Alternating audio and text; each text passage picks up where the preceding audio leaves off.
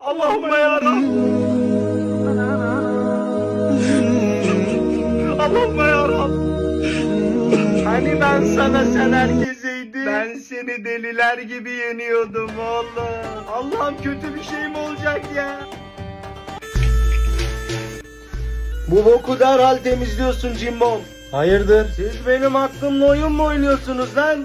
Geçen hafta Liverpool'a yenildim ben. Bize boşuna konsey kurdurtma Madrid. Körfez küçümsenecek bir takım değil. Biz de geldik.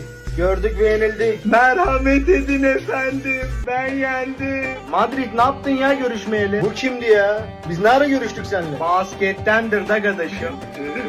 Samsun Spor'un hayatımıza giriş hızı gibi girdi oğlum. Rafa Silva yoksa Jota Silva var.